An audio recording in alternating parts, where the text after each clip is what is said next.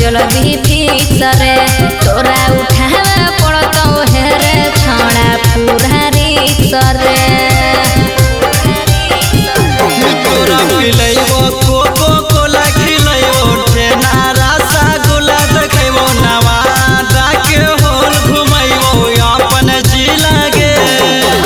पवन बकी करे नहीं बहाना रे नहीं ता छोड़ देबो हमें खाना पीना रे हेरे पवन बकी करे नहीं बहाना रे नहीं ता छोड़ देबो हम खाना पीना रे